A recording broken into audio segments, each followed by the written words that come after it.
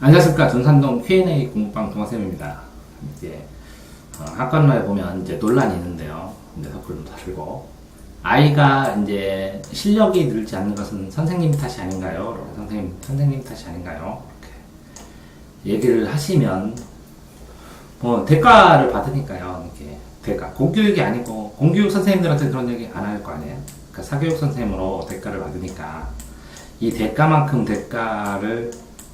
이 대가만큼 대가를 하셨냐고 이렇게 물어보시면 선생님 측면에서는 아이 실력을 누리기 위해서 어떤 행위를 했다고 생각을 하실 거고, 그리고 더구나 이렇게 이런 이야기를 할 것 같은 부모님들 아이들은 그만둘 낌새가 좀 보여서 좀 더 해줍니다. 더 해주고 눈에 밝히기도 하고, 또 혹은 이제 점수가 오르지 않았다고, 점수가 안 나왔다고, 늘지 않고 오르지 않았다고 그만두는 경우도 발생을 하죠.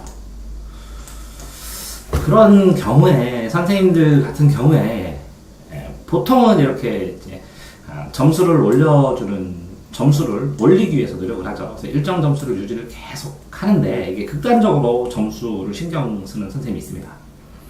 그게 오히려 또 잘 되죠. 더 편하고 점수만 맞춰주면 되니까 학생이 이해를 하던 학생이 그거를 다음번에 실력이 떨어지든 안 떨어지든 당장에 이제 현재 상황만 유지시키고 반복해서 풀리고 이렇게 하다가 보면 점수가 유지되고, 그러면 잘 가르친다고 실력 좋다고 하면서 아이도 더 많고, 또 이제 심해지면 그래서 이제 어느 정도 선생님인데 능력이 생기면 제한해버립니다. 그러니까 이렇게 자잘한 것까지 기초부터 가르쳐야 될 애들은 전부 다 탈락시키고, 일정 부분 공부를 수준이 돼서 일정 부분 공부를 하면 성과를 볼 수 있는 아이들만 이제 선택해서 받을 수 있는, 어떻게 보면 갑의 이치에 올라가 버리죠.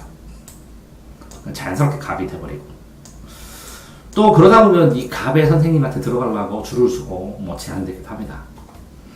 그런데 이제 때로는 이렇게 일정 점수를 유지해주다가 또 다른 실력, 이 실력을 유지해서 이 점수를 더 올리려면 이만큼의 수업 시간이 필요하니까 돈을 이만큼 내십시오 하고 요구를 하는 사람도 있습니다. 그래서 분반을 하거나 더 추가 특강비를 받거나, 그래서 단기 특강을 여러 번 해서 빈 시간을 모조리 다 채우기도 하고 그러죠. 돈 낼 수 있는 학생만 또 해줍니다. 혜택을 주는 것처럼. 자, 그렇게 하기도 하고요. 또는 어떤 선생님은 이 점수도 중요하지만 기초 실력이 중요하다고 생각을 해서 점수를 어느 정도 유지를 하면서 계속 실력이 쌓이도록 아둥바둥 노력을 하죠. 그런데 이제 장기간으로 하는데 실패하는 경우가 많습니다. 그래서 선례로 할 수 없이 제가 이제 파란 약, 빨간 약 그런 얘기를 하는데, 당장의 점수를 받았으니까 실력을 키워서 장기를 볼까요? 이렇게 하면 실력을 키워서 장기를 보십시오 이렇게 얘기를 하지만 당장의 점수가 안 나오면 떨어지니까 이 당장의 점수와 장기적인 실력을 번갈아 가면서 균형 있게 해나가는 상황이 더 많을 수도 있겠죠. 자, 그렇습니다. 학생들 입장에서는 본인이 실력이 느는지 안 느는지를 압니다. 그러니까 점수랑 별개로 실력 자체가 지금 자기가 발전되고 있다는 건 알죠. 근데 이제 이거는 상관없이 그냥 빨리빨리 풀게 하고 따라하게 하고 외우게 하고 하면 점수가 올라갑니다. 그래서 심지어는 그렇게 얘기하시는 분도 봤어요. 의존적으로 학생이 나를 떨어지면 그만둬봐. 너 평균 20점 떨어지지 라고 얘기하시는 분도 없어요. 실력이 문제가 아니라 점수만 만들어줘요. 그래서 돈 받고, 돈 받았으니까 점수 줄게. 돈과 점수를 거래관계로 생각을 해요. 그렇게 거래관계를 생각을 해서 나를 떨어지면 당연히 너는 20점이 떨어질 것이고 나한테 다시 오게 될 것이고, 다시 오면 또 나는 갑의 위치에서 가르치겠다 라고 하는 분도 있어요. 그러니까 이렇게 이제 점수 의존은 아니더라도 일정 점수를 유지하면서 실력을 키워주고, 그래서 향상이 돼요. 향상이 되면 조금 향상이 계속되는데 이제 그 아이의 한계치에 부딪히죠. 그러면 이제 체계적으로 단계를 설정해주고, 그러면 단계를 설정해주고 희망을 가지고 하게 하는데, 이 단계 설정했을 때 이 초반기에 점수 올리고 초반기 기초 만드는 것과 또 다른, 그러니까 이렇게 한 단계 공부했을 때 그 다음 단계 또 힘들고 이렇게 힘들잖아요. 이렇게 올라가는 게 아니라 떨어지는 것 같은 느낌도 드러나고, 이렇게 힘들 때 이 체계를 벗어나서 또 다른 체계를 찾아나가는 사람들도 많이 있습니다. 물론 학부모들의 경우에는 학생의 반응을 처음 보다가 좋다고 재밌다고 잘 가르친다고 그렇게 반응을 보다가 다음 시험을 기다리죠. 참고. 그래서 다음 점수가 나오면 1차 판단을 하고 그래도 수긍이 가면 계속 맡기고 안 그러면 바꿔버립니다. 그러니까 아이가 수준이 달라지고 레벨이 달라져서 이걸 확 해서 이 점수가 확 올라버렸을 때 굉장히 올라갔을 때는 아이가 잘했다. 선생님도 그래도 믿을만 하구나 라는 점이 생기죠. 하지만 이렇게 점수가 미달했을 때는 항상 점수가 미달했을 때는 대안을 모색하죠. 대안. 돈 내니까. 공교육은 선택의 여지가 없는데 사교육은 선택을 할 수가 있으니까. 그래서 대안을 항상 모색하시는 겁니다.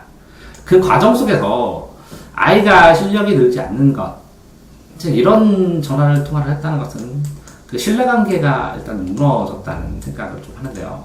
이제 제 생각에는 자, 가운데 이제 신뢰관계라는 것은 뭐 선생님 같은 경우에 이렇게 그래서 되게 중요한데요. 선생님 같은 경우에는 요 학생 그 학생과의 신뢰관계에서 학생이 선생님의 지시를 따르면 발전하겠다, 이 가치가 있다라는 걸 알게 해주려고 하니까 설명을 해주죠. 왜 그렇게 교육을 하는지. 근데 이제 이 신뢰관계가 약한 경우에 학생 경우에 왜 이렇게 해야 돼요? 하고 계속 이제 질문을 하면 이제 학생에게 네가 이 공부법의 원리에 대해서 배우고 싶니? 그러면 또 설명을 해주는데 어떤 거를 하는 것보다 하는 이유 자체를 더 꼬박꼬박 따지기도 하죠. 근데 이제 우리나라 시험은 바로바로 되고 그러니까 쉽지 않아요. 그래서 적당하게 해야죠. 공부 방법만 배우고 싶니? 공부 방법만 배울 수는 없고 연습을 해야 되는 거죠. 그러더라도 공부 방법을 설명을 해주고 왜 그렇게 하는 지도 방법을 이해할 수 있어야 이제 신뢰가 쌓이기 시작합니다. 근데 이거를 설명해서는 소용없고 이거를 실천해서 체감했을 때 신뢰가 생기는 것 같습니다. 실천하고 체감했을 때. 근데 이렇게 자기는 실천하고 체감을 했는데 이 체감하고 실천한 게 부모에게 전달이 안 되면 부모는 도대체 이 말이 없는 학생의 경우에는 어떻게 가르치는지 선생님이 모르게 되죠. 아무리 애를 써도 부모님은. 그러니까 선생님 같은 경우에 가끔가다 이 학생의 지도하는 방법이나 지도의 이유나 특별한 지도에 대해서 이렇게 안내를 할 필요가 있죠. 이렇게 안내를 안 하게 되면 선생님이 애썼다는 것 자체를 부모는 알 수가 없는 상황이죠. 사람마다. 거기다가 이 부모는 이제 신뢰가 있으니까 기본적으로 돈을 주는 겁니다. 대가관계를 줬어요. 대가관계를 초과했느냐 안 초과했느냐는 선생님 입장이 아니죠. 선생님의 입장이 아니라 이거는 부모님 입장이죠. 왜냐하면 이 음식점을 들어갈까 저 음식점을, 그러니까 A 음식점으로 들어갈까 B 음식점으로 들어갈까는 돈을 내는 부모님의 판단이고 부모님의 생각이니까. 거기다가 이 부모님이 이 선생님에게 선생님이 이렇게 해주시면 안 돼요 이렇게 얘기를 하는 것 자체가 어떻게 보면 부모 입장 자기중심일 수도 있지만 어떤 아이 고민의 교육에 대한 거에 대한 관심이라고 생각을 할 수도 있겠죠. 이제 학생과 부모 사이에 보통 커뮤니케이션이 있어서 이 부모와 학생이 딱 한 가지로 동시에 이해되면 공부를 잘하는 축에 속할 가능성이 많은데 보통은 요 사이에 선생님이 끼어들어가는 경우가 많습니다. 그러면 부모의 요구하고 학생의 요구하고는 분명히 다를 것이고 그리고 이 선생이 부모와 학생 사이에서 부모의 이야기를 학생에게 학생의 상황을 부모에게 이렇게 전달을 해서 이 두 부모와 학생의 갈등 관계가 있으면 이걸 해소하는 경우도 많이 생기죠. 근데 결국은 되게 신뢰의 문제에서 점수를 올리던 실력을 올리던 이 신뢰의 문제일 수 있는데 이 신뢰가 생기려면 명확성이 생겨야 되거든요. 신뢰가 생기려면 이 첫 번째가 제 생각에는 명확성이 생겨야 되는데 이 명확하지 않다는 거죠. 명확성. 무슨 얘기냐면 학부모님들이 이 아이에 대해서 정확하게 파악하시고 있는 경우도 많지만 이 아이가 집에서 보여주는 거하고 선생님하고 있을 때 보여주는 게 다른 경우도 있고요. 그 다음에 이 아이의 정확한 상대적인 주관적인 거에는 많이 알고 계신데 이 학생의 상대적인 위치에 대해서는 잘 모르고 계신 경우도 많이 생긴다는 거죠. 왜? 자기 자녀만 가르치기 때문에. 그래서 이 점수가 올라간다, 실력이 늘어났다, 라는 거에서 이 실력도 교육과정 전체 안에서 이 실력이 어떤 영향도, 어떤 관련성이 있고, 이 아이의 장래를 위해서 어떤 그 영향도가 미치는지 뭐 굉장히 오랫동안 부모 교육 아니면 이렇게 정보를 전달해주고 보완해주고 설명 들어야 아는 경우도 허다합니다. 그렇기 때문에 실제적으로 이 점수가 안 올랐어요, 실력이 안 늘었어요 라는 부모님의 조바심이 이 돈을 내는데도 불구하고 해결할 수 없다면 굉장히 많이 발생을 하겠죠. 그래서 이해를 합니다. 이게 부모님들 경우에 뭐 선생님, 저 동아쌤 말고도 굉장히 많은 선생님, 좋은 선생님들 계시니까 다른 책이나 다른 프로그램을 다 맛보시고 더 좋은 걸, 제가 그러거든요. 항상 더 좋은 게 있으면 찾아가시라고. 더 좋은 거. 그러니까 저는 이런 대안, 저는 이제 부모님들이나 학생에게 그렇게 얘기합니다. 나는 학생과 학부모님들에게 A라는 대안을 만들었고, 이 A 다음에 B, B 다음에 C로 이런 과정에서 이렇게 하고 싶은데, 이것보다 더 좋은 설계와 방법이 있으면 찾아가시라고.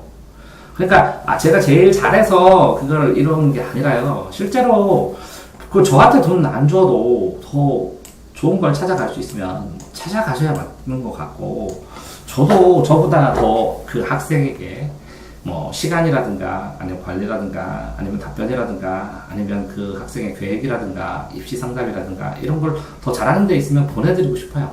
보내고 싶어. 그래서 저도 이제 동아쌤 같은 경우에도 이 학생이 이 다른 대안이 없을 만큼 좋은 환경을 만들려고 계속 노력을 하죠. 어떤 상황이든 이 학생에게 더 필요한, 더 안정적인, 더 가능한, 현실적으로 가능한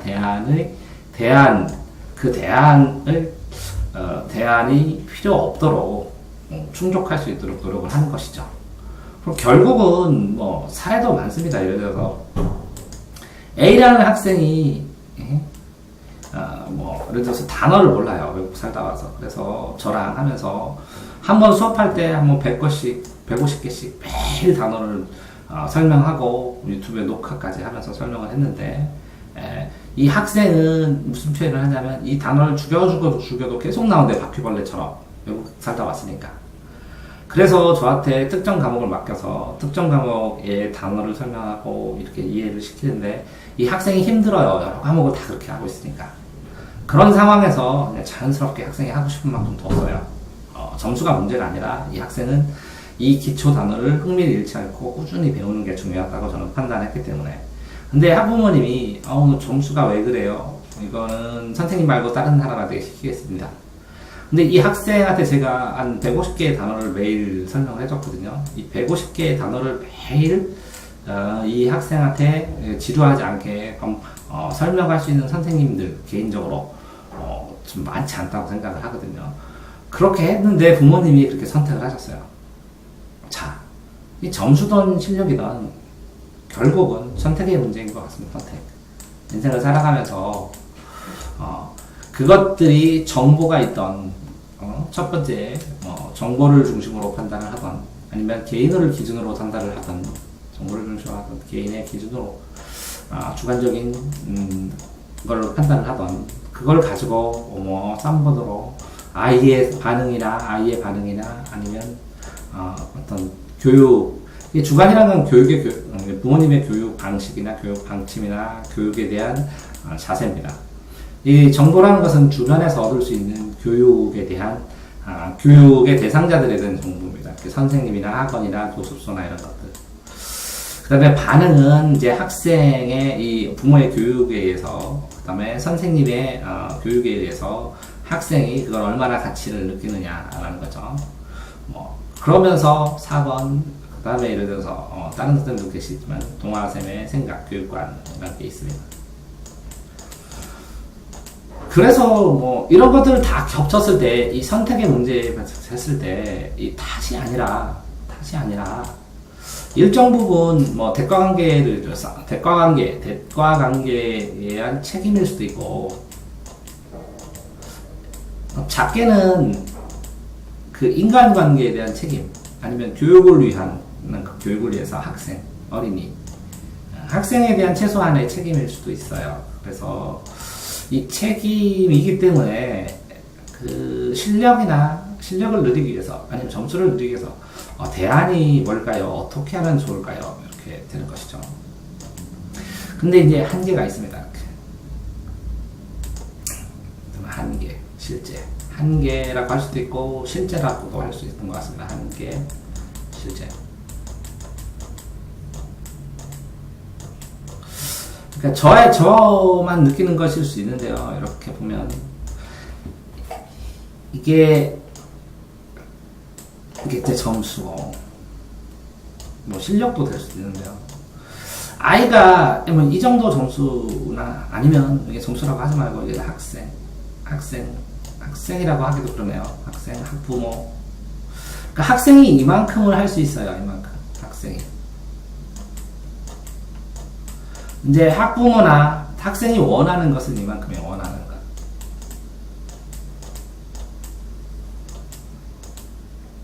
근데 이 차이가 너무 크면 학부모가 여기까지 해주기를 바래요. 선생의 능력으로. 그래서 이거를 선생의 능력으로 이걸 커버를 하잖아요. 그러면 그냥 다니긴 한데 얘가 힘들어하죠. 근데 선생이, 이게 부모가 이제 여기까지는 선생의 능력으로 커버를 하는데 부모가 강력하게 여기를 원해요. 그러면 선생으로 능력으로는 뭐 더 늘려도 이만큼 할 수 있겠죠. 이만큼. 선생의 능력으로는 더 수업도 하고 더 하고 이렇게. 그러면 요만큼을 더 시키면 요 알파 아이들이 그만둡니다. 왜? 숙제가 많다, 아니면 선생님이 나랑 스타일이 안 맞는다, 아니면 시간 낭비인 것 같다, 아니면 선생님이 문제만 풀게 한다, 아니면 선생님이 어떻다, 뭐 이렇게 얘기를 합니다. 그래서 이 플러스 알파를 실력으로 채워야 되는데, 이거는 학생의 실력이 자연스럽게 늘게, 이게 시간이 걸립니다. 시간이 안 걸릴 수도 있어요. 아이들이 의지만 있으면. 근데 의지는 마음으로 탁 먹는 게 아니라 연습에 의해서, 학습의 습관에 의해서 형성되는 학습 의지입니다. 그냥 의지, 하고 싶다라는 게 아니라 그걸 할 수 있는, 실천을 해봐서는 학습 의지로, 이거는 습관이나 생활에 의해서 형성되는 겁니다. 그러니까 습관이나 생활, 태도를 형성시켜야 되는데, 그런 습관이나 형성, 태도를 기다려주는 시간이 요즘에는 보통, 옛날에는 1년 정도 되는데 요즘에는 6개월 정도죠. 6개월. 아니죠. 3개월. 3개월의 1차 성과를 보고, 그 다음에 6개월, 1차 성과를 봐서 6개월이 지나서 변동이 시작하게 되면 또 1년이 가고, 1년이 되면 또 2년이 가고, 2년이 가면, 그런 경우에는 보통 이제 아이들이 이제 정체 구간에 들어서기도 하고, 새롭게 시도를 해서 다음 단계에 넘어갈 때 떨어집니다. 이 실제 상황에서 이렇게 실력을 늘려줘야 되는 한계 구간이 있고, 두 번째로 이렇게 실력을 늘려줘야 이렇게 쭉 늘려주는데, 이렇게 자기가 해야 될 때 떨어질 구간, 성적 올라가는 곡선 패턴이잖아요. 이렇게 올라가고, 이렇게 이제 쭉 올라가고 이렇게 떨어져서, 요거는 달랍니다. 이게 이 올렸던 기억 때문에. 그래서 다시 올려요. 올려서 떨어지게 되면, 이 선생님은 한계구나, 이렇게 판단해요. 본인의 이게 생활 습관이나, 왜 그러냐면, 이하고 요거랑 별로 차이가 안 나거든요. 이렇게. 왜 그러냐면, 본인의 그 생활 습관이나 뭐 이런 거를 대대적으로 이렇게 수준이, 레벨이 다르잖아요. 그러니까 공부의 속도도, 공부의 분량도, 접근하는 자세도, 시간의 활용도 굉장히 다르잖아요. 그러니까 여기서 여기까지 올라갈 때는, 여기까지 갈 때는 참아내는데, 이렇게 떨어지는 경우가 되면 학원이나 공부 방법을 바꾸는 경우도 많이 발생합니다. 자, 그래서 이런 단계를 아이 성장 과정에서 언제 성적을 올려줘야 되고, 언제 실력을 다져줘야 되고, 그죠? 언제 성적을 올리고, 언제 실력을 다지고, 성적을 올리고 실력을 다지고 하는 것도 연구를 해서 그 개인마다 학생의 부모의 반응이나 학생의 능력이나, 그죠? 학생의 능력이나 이런 것들을 보면서 계획을 짜서 진행을 해줘야 됩니다. 그러려면 허심탄회하게 솔직하게 물어보고 솔직하게 대안 만들어주고 해야죠. 그래야 교육이 돼버립니다. 자, 그런 상황에서 초반으로 돌아가서 말이 길어졌는데요. 자, 그러면 아이가 실력이 늘지 않은 것은 누구 탓이냐? 그쵸? 공교육이 아닌 다음에야 사교육인 점수, 실력이 늘리지 않았다면 선생님 제 탓 맞죠. 그래서 이제 어떤 아이가 들어와도 그 아이의 실력을 늘려줄 수 있는 방법, 단계를 평생을 연구했습니다. 저도. 또 학생이 실력이 늘고 있다는 것을 알 수 있도록 시스템이나 아닌 상황이나 자기가 변하고 있다는 것을 몰라요, 본인이. 그러니까 확인해주고 그럽니다. 그러니까 실제로 학부모에게 늘려주는 것보다 학생이 네가 어떤 걸 변하고 어떤 걸 잘하고 있는지 자꾸 장점을 칭찬을 해주는 거죠. 그래서 발견하게 스스로를. 그렇게 발견을 해서 아이가 밝게 되고 그래야 되는데 아이가 실력이 늘지 않다고 생각하거나 희망이 깨져버리면 실제로 제가 아이를 놓은 거나 마찬가지이기 때문에 실력이 늘지 않는다. 늘었을 떠나더라도 늘었다는 것을 느끼지 못한다. 그러면 희망이 없는 것이니까 실제적으로 제 책임 만든다는 생각을 합니다. 돈을 받는 한도 내에서. 그러면 탓인데 돈을 받으니까 내 책임이야. 그게 아니라 아이를 나한테 맡겨준 신뢰에 대한 책임에서 신뢰에 대한 책임에서 좀 미안함을 좀 느끼죠. 그런 상황에서 학부모가 실력이 늘지 않는데 신경 써주세요. 그럼 다시 기회를 줬다고 생각하는 것이고 실력을 늘리는 증거가 점수밖에 없다는 게 판단이 이거밖에 없다는 것도 인정을 할 수밖에 없다는 거죠. 자, 그래서 일정 부분 다는 안 되잖아요. 학생이 필요한 부분에 점수를 맞출 수 있고 맞춰줘야 되고 하는 상황이죠. 그렇게 안 하면 그만두게 되니까. 그런데 능력이 있는 학생들은 점수를 스스로 맞추고 실력을 도움을 받고 능력이 부족한 아이들은 점수를 스스로 못 받으니까 실력이 아니라 점수를 도움을 받게 되는 거죠. 그러니까 결국은 이제 실력이 늘지 않았다라는 거는 능력이 없는 아이들은 점수 키워주기도 바쁘니까 실력이 늘지 않죠. 그러면 부모한테 학생의 실력을 늘리기 위해서 정확하게 학생을 진단해주는, 상대적으로 알고 있으니까 이걸 진단해주는 것이 먼저일 수 있다고 생각을 하고요. 솔직하고 허심탄회하게 애가 어떤 상태인지, 얼마큼 걸리는지. 그래서 내가 이런 프로그램으로 얼마큼 걸리니까 또 다른 좋은 것들, 더 좋은 프로그램이 있으면 그쪽으로 가시라고 아이를 위해서 얘기를 해주는 게 맞을 것 같고요.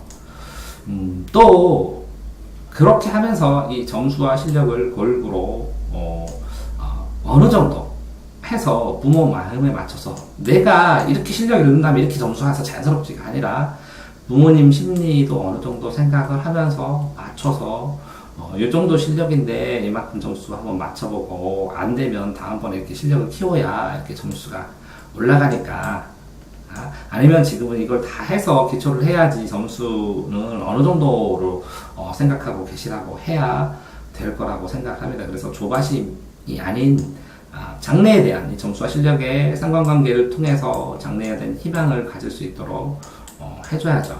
이게 좀 구구하고 좀 귀찮은 상황일 수도 있겠지만 당사자들은 학생, 학부모들은 얼마나 답답하겠습니까? 그쵸? 이렇게 돌아보면 답답하겠죠.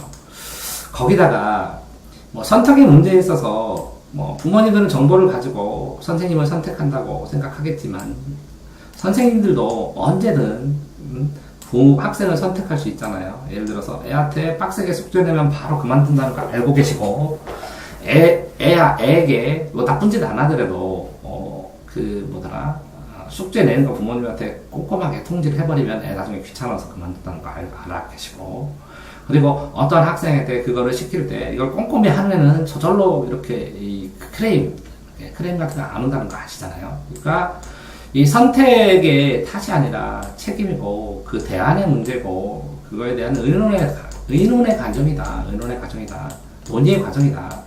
그러니까 내가 이거를 책임질 수 있고 감당할 수 있는가에 대한 의논의 과정이다. 이렇게 쿨하게 생각하시기를 권해드립니다. 그렇게 그렇게 쿨하게 생각해도 이 한계, 실제 안에서 이렇게 학생과 선생님과 학부모가 원하는 이 한도에 대한 이 한계는 명확하잖아요. 그렇죠? 조금 이제 감당이 안 되는 만큼 시키면 아이가 힘들고 그만둘 수도 있고 라는 상황이고, 또 더구나 거기에다가 이렇게 지그재그로 발달을 해나가면서 이렇게 이 변하는 단계를 공부를 잘하더라도요, 뭐 90점 단계 아이들도 요 구간에서 굉장히 힘들어하거든요. 자신감 없어 하고.